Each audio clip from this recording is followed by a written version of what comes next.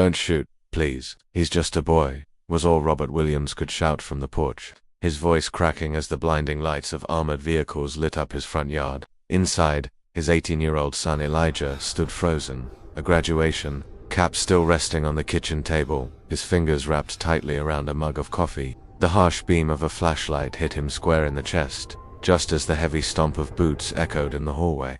Then, the deafening sound of gunfire rang out. 3 shots. The last thing Elijah would ever hear was the crash of his own heartbeat, as the floor caught him in its cruel, cold embrace. Hours later, Robert sat in the dimly lit living room, his son's favorite book lying open on the coffee table.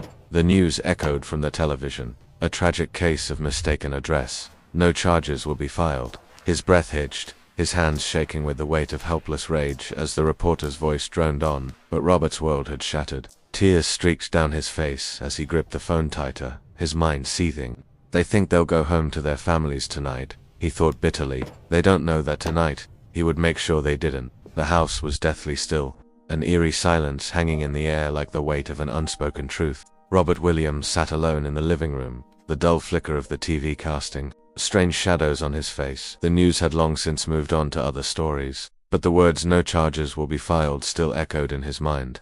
It felt like a punch in the stomach every time they resurfaced. His son's death, a brutal mistake, made by the very people who were sworn to protect, was already being forgotten.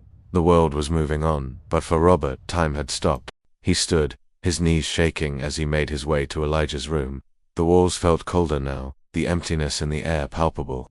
Elijah's bed was neatly made, his clothes hung in the closet as if he'd never been taken. A small desk by the window was littered with schoolwork and books. A half-open binder with pages marked in bright ink. Physics 101, Introduction to Quantum Mechanics. Robert's heart twisted in his chest as he reached for the binder. His son had been so full of promise. A bright future had stretched ahead of him, filled with the potential of becoming someone who would change the world. But now Elijah was gone, murdered in cold blood in his own home, caught in the crossfire of a mistake. Robert's eyes fell on the desk again, resting on a picture frame that stood next to the pile of books. It was a photo of Elijah as a boy, smiling, with the same youthful innocence that had always defined him. He was holding a baseball bat, standing in the middle of the yard, his old man's old glove draped over his shoulder. Robert's chest tightened. His son had been more than just his child, he had been his hope, the one thing in his life that made everything bearable, the driving force behind every sacrifice he'd ever made. A quiet sob slipped from Robert's lips. He had been a hard man, a mechanic by trade, used to silence and solitude. But this was different. This wasn't the grief of an older man who'd seen death before. This was the grief of a father who had been robbed of his future, of the life he'd worked so hard to give his son.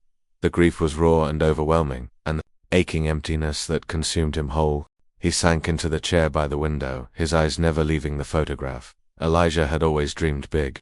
He had wanted to be a physicist, to change the world with his mind. Robert had never fully understood the sciences, but he had supported his son every step of the way. They had talked late into the nights after school, over dinner, about the possibilities. It had been their thing, those conversations about what Elijah could do, what he would become. It was more than just father-son talk. It was a bond, a promise between them. Now that future was gone. A slow, bitter fury began to boil inside him. Robert's fists clenched around the armrests of the chair, his knuckles whitening. The tears still flowed, but now they mixed with something else, something dark. The rage had settled in, simmering beneath the surface, and it felt more real than the grief ever had. This rage was justified. This rage was something he could hold on to, something tangible, something he could act upon. Elijah's death had to be avenged. The injustice of it, the cruelty of it, the failure of the system that was supposed to protect them all, he couldn't let it go. He couldn't just stand by while the world forgot about his son. The anger grew like a fire, engulfing his chest, spreading down his arms, and settling into his gut. The tears kept coming, but they weren't just for the loss anymore. They were for the system that had failed him, that had failed Elijah. The police had barged into his home like they were hunting a criminal, and Elijah had been caught in their crossfire. He had been nothing but an innocent kid, doing his homework, living his life, dreaming of a future, and they had stolen that future. Robert stood up abruptly, wiping his face with the back of his hand. The TV was still on, but he was no longer listening to the words. His mind was elsewhere, far from the reporters and their empty statements. He had seen enough of this. the false reassurances, the hollow promises of justice. Nothing would change. Nothing ever did. But Robert wasn't going to sit here and wait for someone to do something. No, he had to do it himself. If the law wouldn't bring his son's killers to justice, then he would. The thought was almost foreign to him at first. He wasn't the kind of man who took the law into his own hands.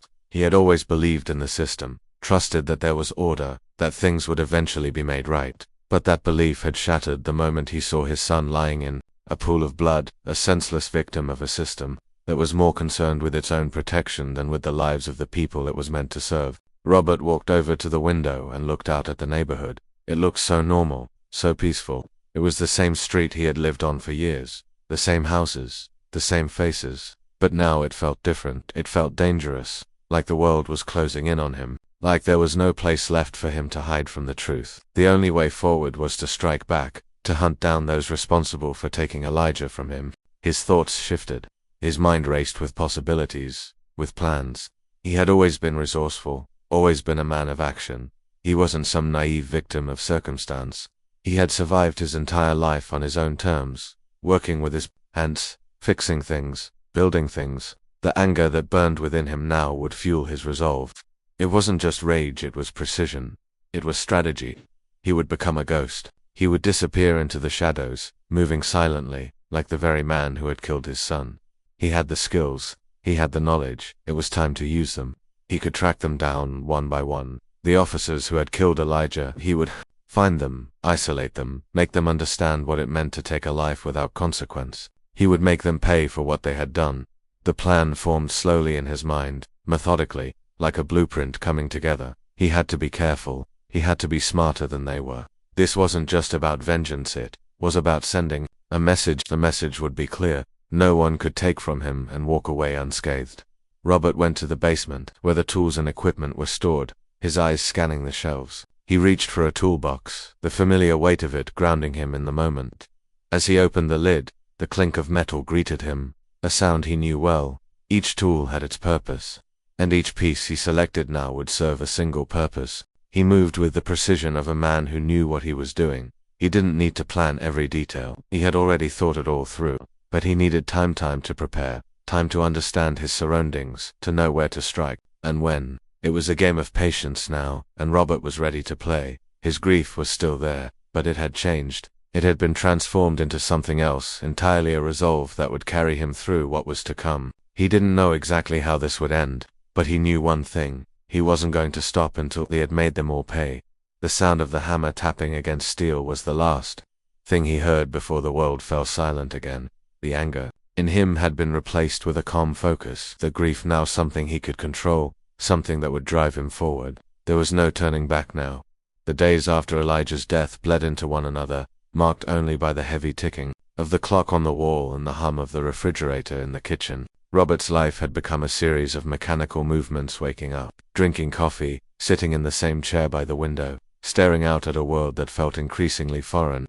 Grief had consumed him, but now it had morphed into something else, something sharper, something that cut deeper than sadness. It was a quiet hunger, an unspoken need that gnawed at him, slowly pulling him away from the memories and the mourning. He hadn't even noticed it at first, the way the grief was leaving him. It wasn't like he had let go of his son. It wasn't like he was forgetting the pain of that night, but something within him had shifted. The emotional weight of the loss, the anger that had followed, had begun to solidify into something more concrete. His thoughts no longer circled back to what he had lost. They were focused now on what he was going to do. The sound of Robert's boots echoed through the quiet house as he moved toward the garage. It was where his life had always been, working on cars, fixing engines, getting his hands dirty. It was a space where things had meaning, where every part, every tool had its place.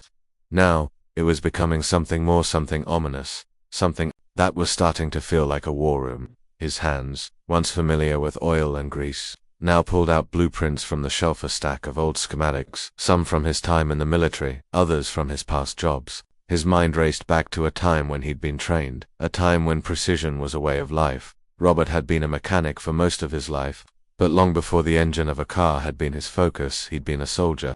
A different time, a different world, but the lessons had never left him. He had served in a special operations unit years ago, where every mission was calculated and executed with military precision. There had been no room for mistakes, no room for emotions. It was a world of action, strategy, and survival. And it was a world that Robert had left behind when he came home, started his business, and began a family. But the skills he'd learned, strategy, using the environment to his advantage, those skills were still with him. They had just been dormant, buried beneath the layers of his everyday life. But now they were waking up. Robert sat at his workbench, tracing over the old diagrams, his mind shifting into the mode he'd used countless times before, the mode that had kept him alive in far worse circumstances. The grief was still there, thick and suffocating, but it was fading. The hollow feeling in his chest was slowly being replaced by something colder, something darker. There was a shift in his heart, a transformation that he didn't fully understand, but he felt it nonetheless.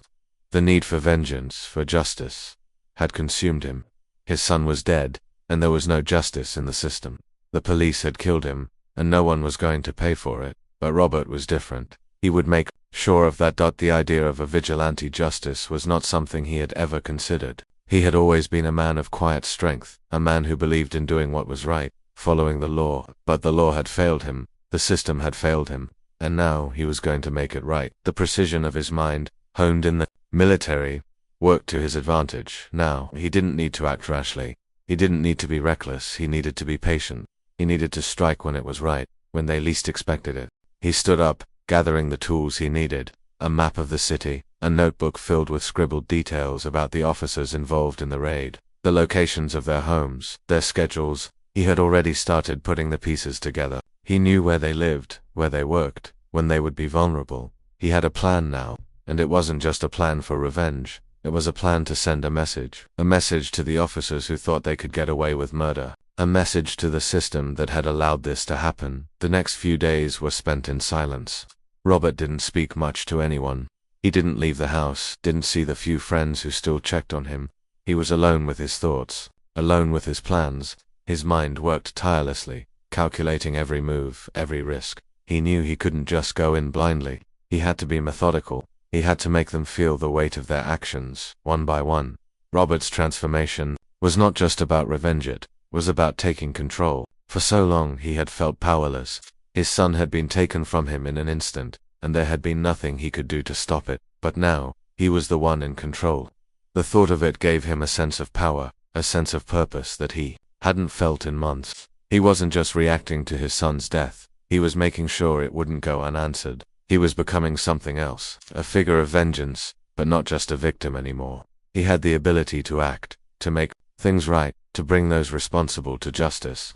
Even if the world wouldn't dart at night, Robert would lie in Elijah's room, staring at the ceiling. The moonlight would creep through the blinds, casting shadows across the walls. He would think about his son, about his dreams, his future, everything that had been taken from him. And in the quiet of the night, he would feel the coldness of his resolve settled deeper inside him. There would be no more tears, there would be no more mourning, only action, only the hunt. He had already started his preparations. The first officer was an easy target, his schedule public, his home just a few miles away. Robert knew where he would be. He knew when he would be vulnerable. He knew when he would be alone. And that's when he would strike. The first officer would be the easiest, but it wouldn't stop there. Robert would go after every one of them. No one was safe. The hunt had begun, and there was no turning back now. The grief was still there, but it was different now. It wasn't raw and consuming. It was cold, hard, calculated. It had become the driving force behind his actions, but it had also hardened him. Robert wasn't just the grieving father anymore. He was a hunter, and in that transformation, something deep inside him had shifted. He had given up on the world ever giving him justice. So now, he would take it for himself. Each step he took was measured. Each plan he made was executed with the precision of someone who had nothing left to lose. He didn't care about the consequences anymore. He didn't care about what the world would think of him. The world had turned its back on his son. Now it was time for him to turn the tables. The silence in the garage was broken only by the sound of Robert's hands, working, measuring, cutting, welding. Each motion was deliberate, each piece coming together like a puzzle, one that only he understood. The tools in his hands were no longer just tools. They were weapons now, and he was preparing for war. The coldness that had taken root in him was beginning to spread, transforming the man who had once been a father, a mechanic, into something unrecognizable. The grief had fueled his transformation, but it had also created a distance. He was no longer the man who had raised Elijah. He was no longer the man who had sat at the dinner table, laughing with his son about their future. That man was gone. Now, Robert was a man on a mission.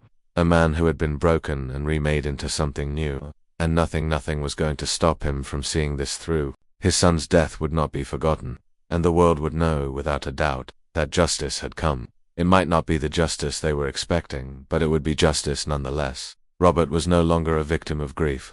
He was a force of vengeance. The hunt had begun. The air had grown thick with anticipation. Robert had spent weeks perfecting every detail, every nuance of his plan. The first officer, the one who had led the raid, the one whose face had haunted him since that night, was coming home. It was an ordinary Tuesday, just like any other, except Robert had no intention of letting it remain so.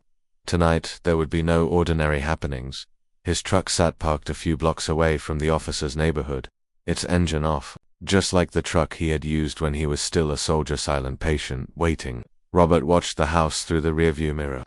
It was a quiet street, suburban and untouched by chaos, the kind of street where nothing ever went wrong, where families lived and grew, believing that their homes were safe, their lives predictable. The irony wasn't lost on Robert. This officer, so removed from the realities of the neighborhoods he was sent to invade, had no idea that his own life would be disrupted tonight, that his carefully crafted world of peace would be shattered by the same vengeance that had fueled Robert's every waking moment since Elijah's death. The officer's house was just as Robert had imagined: immaculate lawn, a neatly trimmed hedge, a two-car driveway with one car still parked in front. Robert felt a sick satisfaction in knowing that, for all the neatness, all the control this man believed he had, he was about to lose it all. Just like Robert had lost everything when his son was taken from him. Robert checked his watch. The officer would be home soon, just about 20 minutes. It was the perfect time. His wife, as always, would be out for her weekly book club meeting, leaving the officer alone in the house. Robert had studied him for weeks, learning his schedule, his habits, his weaknesses. Every move had been calculated, every detail thought through. The grief, the rage, had been distilled into this one moment. Robert adjusted the rearview mirror, taking one last look at the street behind him before climbing out of the truck. The cold night air bit at his skin, but he barely felt it. The only thing that mattered now was the officer. His first target. He had become something else, something he barely recognized. The old Robert, the father who had once believed in right and wrong, had died the night Elijah did. In his place was something colder, something more methodical. This was not the same man who had once spent his days under cars, fixing engines. No, this was a man on a mission, a man who knew that the price of revenge was high, but whose thirst for justice had drowned out every other thought. The officer's house was only a short walk away. Robert's boots moved silently across the pavement as he approached the back alley that led to the rear of the house. He had scouted the area before, knowing every turn, every fence, every gate. The officer's house was the perfect target: a two-story, detached house with a backyard that led to a small, dark alley. There were no security cameras, no alarm systems. The only thing standing between Robert and his target was the officer's complacency, the belief that nothing would ever happen to him. Robert crouched by the side of the house, his back pressed against the cold brick wall. The sound of the officer's car pulling into the driveway made Robert's heart race, but he didn't flinch. He had already planned this out too perfectly. He had already considered every possibility. The time for second-guessing was long gone. The officer's car engine clicked off, and the headlights flickered. Robert could hear the sound of the officer's boots as he walked toward the front door, completely unaware of the man waiting for him in the shadows. Robert's breath was steady, his mind sharp. This was no longer just about vengeance. It was about making sure that the officer knew exactly what he had done, that he would never forget the price of his actions. Robert had considered many ways to execute his plan, but tonight he had chosen something simple, something that would leave no room for mistakes. As the officer unlocked the front door and stepped inside, Robert moved toward the back of the house, making sure his footsteps remained soundless. He crouched behind the backyard shed, where he had planted the tools he needed. The silence of the night felt suffocating, but Robert didn't mind. This was where he was most at home, now moving in the shadows, unnoticed, untraceable. The plan was straightforward. Robert had already disabled the officer's car earlier that evening, just enough to ensure that it wouldn't start in the morning. It was a small, precise action, something that wouldn't be noticed until much later. It would delay any response from the officer's partners, buying Robert more time. He couldn't risk being caught in the act. But that wasn't the true strike, that was just preparation. The true strike would come when the officer was alone in his home, believing everything was normal, that life would continue as it always had. Robert had been waiting for this moment. He waited for the officer to turn off the lights in the house, signaling that the night had begun. It was a small action, one that could have easily been overlooked by anyone else, but to Robert, it was the signal that it was time. With steady hands, Robert moved into position, keeping low to the ground. He had already checked the windows. The officer was in the living room, the TV muted, the room dimly lit. Robert could see the officer's reflection in the glass of the back door, standing with his back to it. He hadn't yet realized he was being watched on. In the silence of the night, Robert moved closer. His movements were deliberate, calm, measured. Every step he took was one step closer to ending this. The officer would never see it coming. Robert stepped into the light briefly, just enough to be seen by the officer's reflection. He didn't speak. He didn't need to. The officer turned just in time to catch a glimpse of him, but by then, it was too late. Robert's hand shot forward, a dart of steel flashing in the dim light. The officer's eyes went wide, his mouth open in a gasp, but no words came. His body crumpled to the floor, blood already beginning to pool beneath him. Robert stood over him for a moment, his breath steady, his heart pounding in his chest. The officer was still alive, but the fight had already left him. He knew what had happened. He knew who had come for him.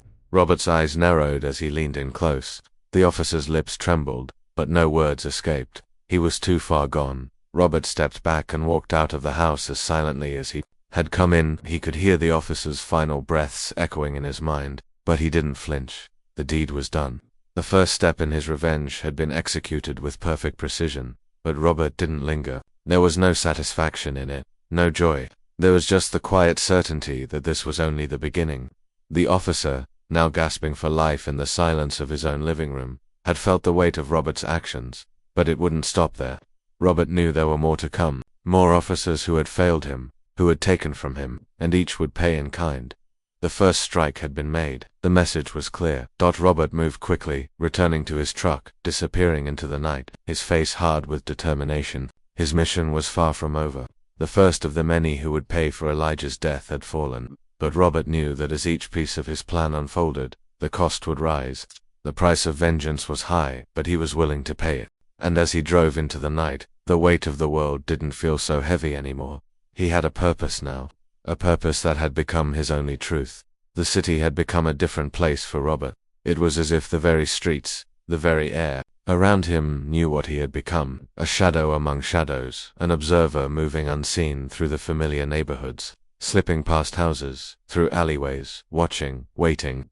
The hunt had intensified, each step deliberate, each move measured, calculated with military precision. Robert had become a ghost, his every action purposeful, his presence unnoticed, his face unreadable. The first officer's death had been just the beginning, the first ripple in what was now a tidal wave of vengeance. Robert had expected some sense of satisfaction, some fleeting relief, but all he felt was emptiness. The emptiness had been there since Elijah's death, and it hadn't disappeared with the first strike. He had been a man of action, a man who prided himself on making things right, but now, there was no right, no wrong. There was just this path, this cold, hard journey he had set himself on, one he could not stop until it had run its course. The next officer, a younger man, had been harder to track. He didn't have a family, no obvious routines. He was a lone wolf in the system, someone who kept to the shadows even before Robert came for him.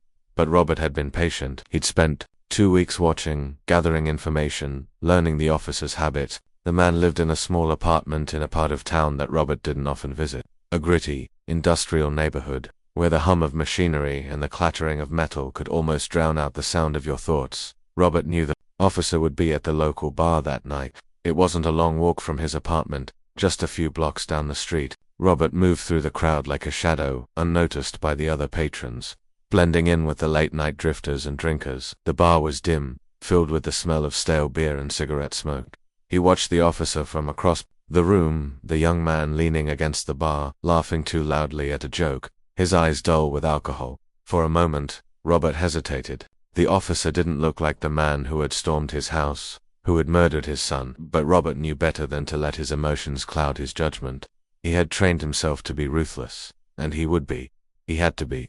The officer's Life would be just as insignificant as Elijah's had been, just as easily erased, and Robert would make sure that it was. He moved quietly through the crowd, his hand gripping the small piece of steel tucked into his jacket. The officer's back was turned, and Robert was already beside him. He slid his hand into the man's coat pocket, extracting the knife in one fluid motion. There was no struggle, no hesitation. The officer's body collapsed in a heap, silent. Before anyone could react, Robert moved swiftly, blending into the shadows once more, disappearing before the first scream could even form. The hunt was growing darker with every passing day, each act of revenge more calculated than the last. The officers he targeted were becoming more aware, more paranoid. The stories of the ghost, the man who was hunting them down one by one, were starting to spread through the department. Robert had heard the whispers on the streets, the vague rumors that echoed from those who had been closest to the officers. They were afraid, and Robert knew it. But fear, like grief, was a double-edged sword. It made people vulnerable, and that vulnerability was something Robert could use. He wasn't just striking randomly. He wasn't blind in his pursuit. Each move was planned, every target carefully chosen. His strikes were never immediate. There was always time spent watching, studying, waiting for the right moment. Robert understood fear. He had lived with it, carried it for years before it had turned into anger. He knew how to exploit it, how to make people see their own vulnerability, to make them question everything they believed about safety and justice. The third officer was a different case altogether. She had a wife and 2 young children. Robert had considered calling off her death at first, had even entertained the idea of letting her go. But that would have been too easy, and Robert wasn't in the business of doing things the easy way. She had been part of the raid. She had pulled the trigger that night.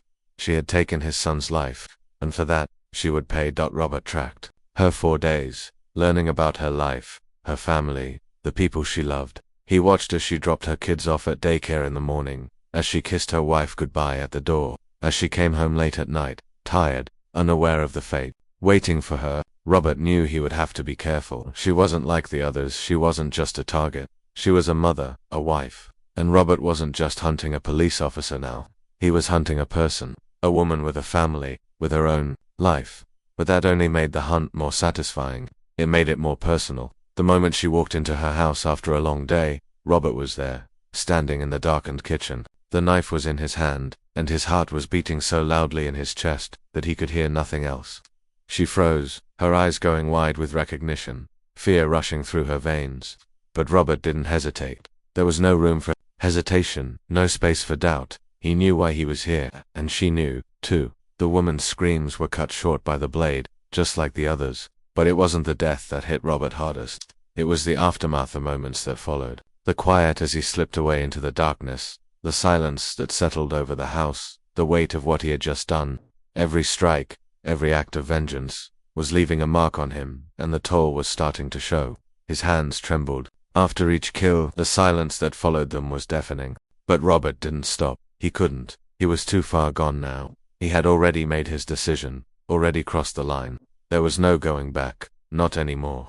And so he kept moving, kept hunting, kept striking. Each officer he took down left him colder, harder, more determined. But with each death, the consequences were becoming harder to ignore. Robert could see the shift in the remaining officers. They were no longer the confident, arrogant men they had once been. Now they were wary, paranoid. They no longer trusted their own department, let alone their partners. Every time they saw a shadow move, every time they heard a siren in the distance, their hearts would race. They knew what was coming. They knew they were next. And Robert could see it in their eyes. He could see the fear building, and it fueled him. But it also started to change him. The tension was mounting. He had already crossed the point of no return, but with every death, every step deeper into the darkness, Robert felt the weight of it pressing on him. He had started this for Elijah. He had started this for justice. But now, it was becoming something else. It was no longer just about making them pay for his son. It was about him, about the man he was becoming. The price of vengeance was steep, and Robert was paying it, piece by piece. Each day, the hunt continued. Each day, Robert got closer to finishing what he had started. But with every kill, the line between right and wrong blurred just a little more. What had begun as a mission of justice had become a personal obsession, a hunt that could end only one way. The night was darker than Robert had ever remembered it being. The cool air clung to his skin as he stood just outside the gates of the police headquarters. the place he had once trusted to protect him, to protect his family. Now it was the final battleground of his vengeance. The hunt was nearly over. All the pieces had fallen into place. The officers who had participated in the raid, the ones who had torn his world apart, were all dead. But there was one final target left. One man who had orchestrated it, or the one who had signed off on the raid. The one who had ordered the action that had led to Elijah's death. Chief Daniels. For weeks, Robert had waited for this moment, tracking the chief's every move, learning his routines, studying his behavior. The man had been untouchable for so long, hidden behind his uniform, behind the badge. But Robert had learned the truth about him, the truth no one else had the courage to see. The chief was just another man, with the same blood running through his veins, the same fear in his heart. The time had come to face him. This was the moment where everything would be decided. No more hiding, no more waiting. Robert's grip tightened on the cold metal of the gun hidden beneath his jacket, and the weight of it felt heavier than it ever had before. His heart was pounding, a rhythmic thud that almost drowned out the quiet hum of the night. He had done this before. He had tracked down men who had wronged him, exacted his revenge with precision, without hesitation. But this was different. Chief Daniels wasn't just another officer. He was the one who had ordered it all. He had signed the papers, pulled the strings, given the order that had shattered Robert's life. He was the architect of his son's death, and now Robert was here to make him pay for it. But as Robert moved closer to the chief's private office, a knot formed in his stomach. It wasn't fear, it wasn't doubt. It was something deeper, something that had been growing inside him ever since he started this mission, the realization that there might be no coming back from this. No matter what happened next, his life would never be the same. This wasn't just about revenge anymore. It was about who he had become, who he had turned into. A man on the edge, teetering between the need for justice and the darkness that had been pulling him in since that fateful night. The office building was eerily quiet. Robert moved through the shadows like a ghost, his every step calculated, his breath slow and steady. He knew the layout well by now. The chief's office was on the top floor, at the end of a long hallway, past the security desk. He would be alone, no backup, no guards. He had planned it all perfectly. The final confrontation was coming, and there was no way for the chief to escape this time. Robert paused outside the door, his hand resting on the cold brass handle. He could hear the faint sound of the chief's voice on the other side, speaking with someone on the phone, no doubt, discussing the fallout from the recent killings, trying to contain the growing panic. The chief had no idea that Robert was so close, that the man who had hunted down his officers was standing just a few feet away, waiting for the perfect moment to strike. As the door swung open, Robert stepped inside, and the silence in the room felt suffocating. Chief Daniels was seated at his desk, looking down at some paperwork, unaware of the predator now standing before him. Chief Daniels. Robert's voice was low, a whisper of menace that lingered in the air. The chief's head snapped up, his eyes wide with shock. His hand instinctively moved toward the desk drawer, where he kept his weapon, but Robert was faster. He had already anticipated the move. In an instant, Robert was in front of him, the barrel of his gun pressed against the chief's chest. "Don't move," Robert warned, his voice colder than ice. "This ends now." The chief swallowed hard, his face paling. What do you want?" His voice trembled slightly, a crack of fear breaking through the confident facade he had worn for so long.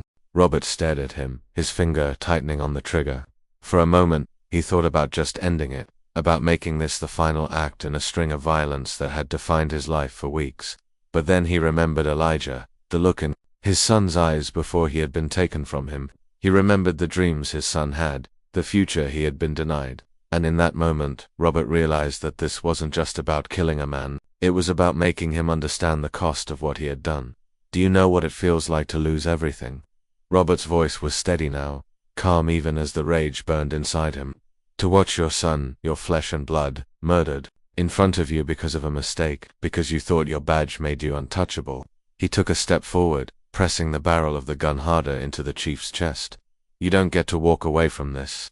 Not after what you did." The chief opened his mouth, but no words came out. He was speechless, caught in the gravity of the situation, his body stiff with fear. Robert could see the wheels turning in the chief's mind. He was realizing what was happening. He was realizing that there was no escape. It was about to pay for the life he had stolen. "Please, I didn't mean for any of this to happen," the chief finally stammered, his voice full of desperation. "It was a mistake. We thought we had the right address. We were just doing our job.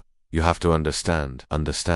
Robert interrupted, his voice sharp with disbelief. You murdered my son. You didn't make a mistake. You took a life, and you let the system protect you. Now there's no one to protect you. The chief's face contorted with panic. Please, please, don't do this. I am sorry. I didn't want this. I never meant for anyone to get hurt. Robert's gaze hardened. He had heard enough. He had heard enough from all of them, the lies, the excuses. It didn't matter anymore. The chief had to pay, just like the others. This was the final reckoning. But as Robert raised the gun, his hand trembling for the first time, something stopped him. The weight of what he was about to do pressed down on him like a vice, squeezing out every ounce of humanity that remained. In that moment, his heart and mind were a battlefield. Every instinct, every part of him screamed for vengeance, screamed for justice. But in the back of his mind, a small voice whispered that this was the point of no return. He could kill this man. He could kill the one who had caused all of this pain, who had taken his son's life. But what would he become after that? A man who had crossed the line, who had killed to satisfy a thirst for revenge. Could he live with that? The chief, sensing Robert's hesitation, spoke again, his voice a last-ditch attempt at survival. Please, ...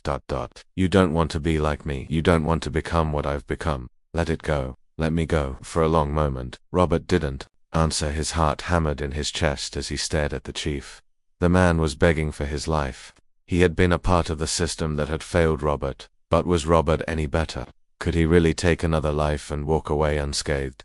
The silence in the room stretched, unbearable, as Robert waged war on himself. Every reason he had to kill, every justification, rang louder in his ears. But in the end, it was the memory of Elijah that stayed with him. It was his son's face, his dreams, his smile, that reminded Robert of the man he had once been. And for the first time in weeks, Robert lowered the gun. I'm done, Robert whispered, his voice breaking. This ends with you, but I won't be the one to pull the trigger. You'll have to live with what you've done. That's the punishment, living with the knowledge of the life you took. The chief stared at him, eyes wide with disbelief, as Robert turned and walked away, leaving the man to face the consequences of his actions. The final confrontation was over. But for Robert, the war within himself was just beginning. The nights had become the hardest. The long hours of silence, the endless ticking of the clock, felt like an oppressive weight on Robert's chest. He had done what he set out to do. The officers who had taken his son's life were gone, each one marked by his hand. The chief, the final target, was now facing the consequences of his actions, and Robert could feel the faintest flicker of relief in the hollow space that had become his heart. But that relief was fleeting. Standing in the middle of Elijah's room, Robert ran his hand over the surface of the desk, tracing the same lines that his son had touched. The books remained where they had been left. The posters on the walls were as they had been the night Elijah had died. It was as if time had frozen in this room, trapping the memory of the boy who had once been full of life and hope. The weight of his absence was suffocating. There had been no grand victory, no sense of triumph when the last officer fell. The vengeance Robert had chased had come at a high price, and it wasn't just the cost of lives. The real cost was something more intangible, the part of himself that had been consumed in the process. The part of him that would never be the same. Robert sank into the chair by the desk, his hands trembling. He had been a father once. He had been a man who had dreamed of his son's future. But now, after everything, all he had was the empty space in his heart, the cold distance between what he had hoped for and the reality of what remained. The vengeance had given him something to hold on to, something to keep him going when everything else had felt like it was slipping away. But now that it was over, Robert was left alone with himself, with his thoughts. The path he had chosen had changed him. He had become the man he never thought he would be, the man who would kill for justice, for vengeance. But what had it cost him? The realization hit him like a physical blow. Elijah was gone. Nothing would bring him back. The officers were dead, but the pain remained. The gaping hole in Robert's chest had not been filled by revenge. It had only been made deeper. The ache for his son was still there, raw and present, and no amount of bloodshed could change that. Robert had thought that once he had avenged his son's death, he would feel something, a sense of closure, a flicker of peace. But as the days dragged on, he realized that vengeance could not heal the wound. It could not replace the joy he had lost, the laughter that had once filled his house, the future that had been ripped away from him in an instant. He left the room, quietly, his eyes lingering on the doorframe where Elijah had once stood, smiling as he left for school. That memory burned in his mind, and for a moment, Robert wished he could step back in time, before the raid, before the violence. But that wasn't possible. He had crossed a line, and he knew there was no going back. Outside, the streets were quiet. The neighborhood hadn't changed much, but Robert noticed the small things, the way the air felt different, the way the familiar faces of his neighbors seemed a little less welcoming.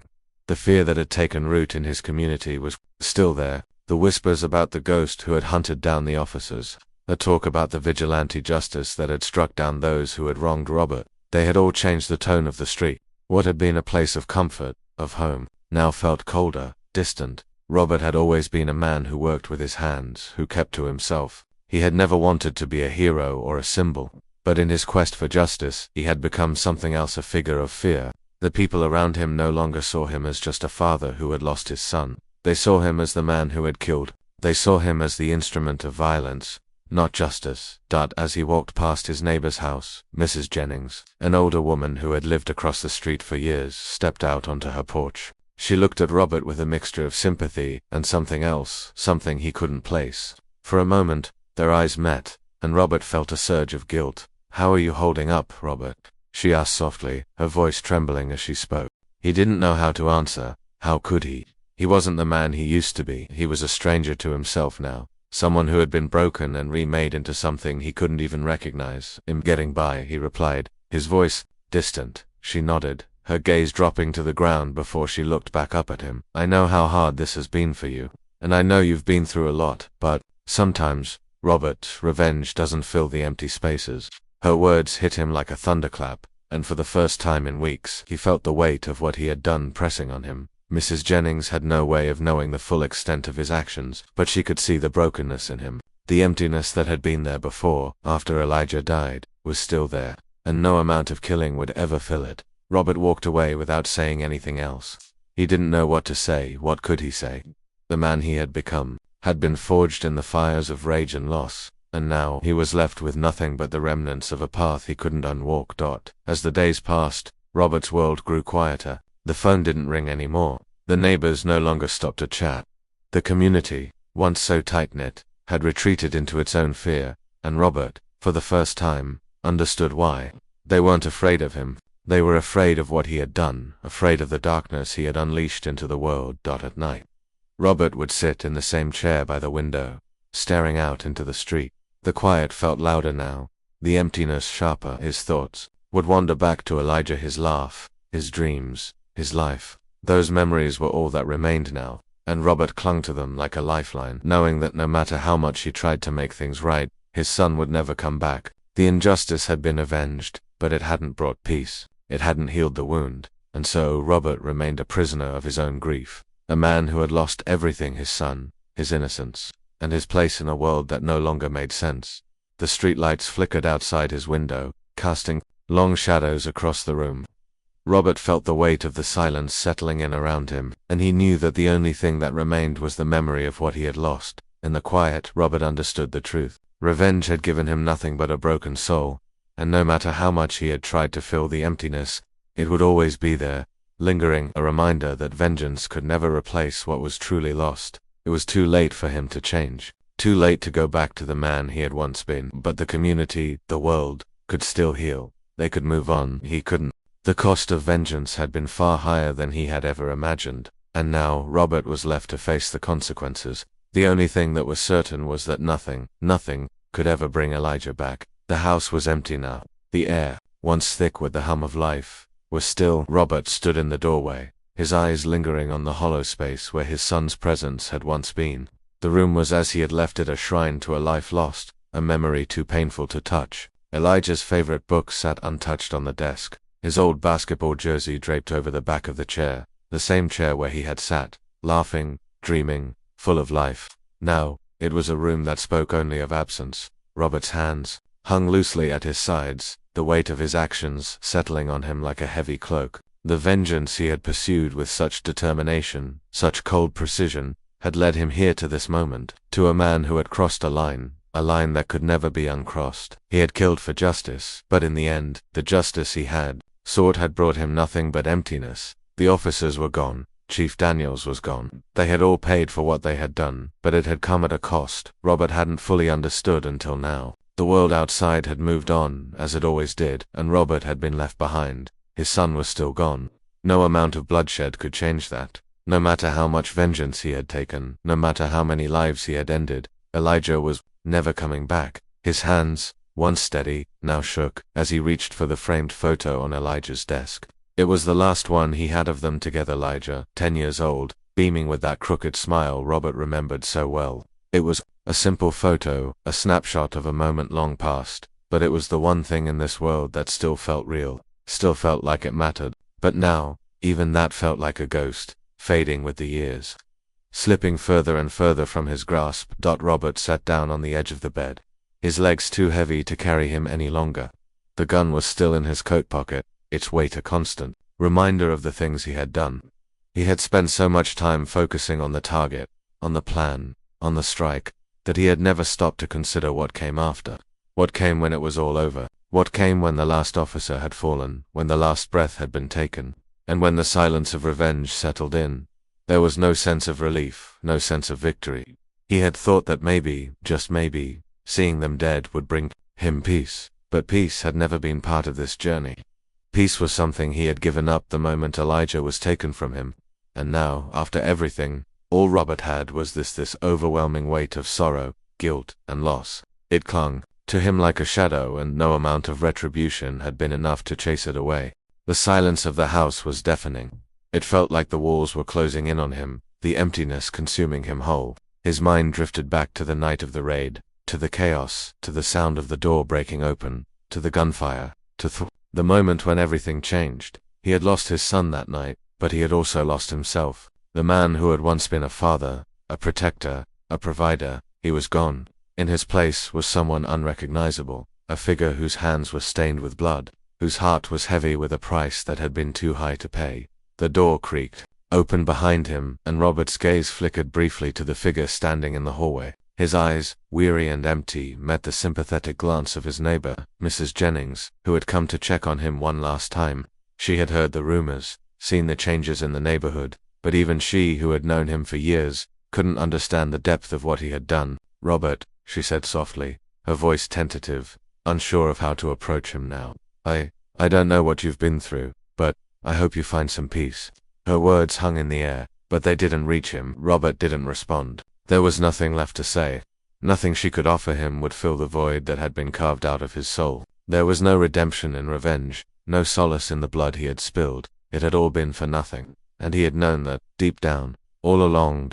As Mrs. Jennings walked away, Robert remained seated on the bed, his hands clasped together, his eyes staring blankly ahead. He didn't know how to move forward. He didn't know how to live with what he had become. The path he had chosen had led him here, to this moment of reckoning. But now, he was left to face the consequences of his choices alone, broken and lost. Outside, the sun was beginning to set, the sky turning a deep shade of purple. The world outside was moving on, as it always did. The birds were still singing, the cars still drove down the street. But Robert didn't hear any of it. He didn't see any of it. All he could feel was the weight of the past pressing down on him. His son was gone. The officers were gone. The pain, the anger, the revenge, it had all led him to this place. A place where nothing mattered anymore. No amount of bloodshed, no amount of justice, could ever bring Elijah back. And Robert knew that now. He understood that no matter how many lives he took, no matter how much vengeance he sought, there would never be a way to undo the damage. The door to Elijah's room was still open, and Robert's gaze drifted back toward it. The bed was perfectly made, the books stacked neatly on the desk, the photos still sitting in its frame. But it was all just an illusion, a picture of a life that would never be again. And Robert knew, deep down, that no matter how much he had tried to fill the hole inside of him, no matter how much revenge he had sought, it had never been enough. It would never be enough. As he stood up, he took one last look at the room, at the life that had once been. The pain that had driven him, the vengeance that had consumed him, was still there, a constant reminder of what had been lost. He had gotten justice, but at what cost? The door clicked softly behind him as Robert stepped out, the weight of everything he had done, everything he had lost, bearing down on him. The world outside was still turning, but for Robert, there was no turning back, no way to undo the choices he had made. And as the quiet settled around him, he realized that in the end, vengeance had given him nothing. It had only taken, it had only destroyed. And as he walked away from the wreckage of his own making, he understood that some wounds, no matter how deep, could never be healed. Not by justice, not by vengeance, and not by anything else in this world. It had all been for nothing, and Robert was left to live with that truth, a truth that would haunt him for the rest of his days.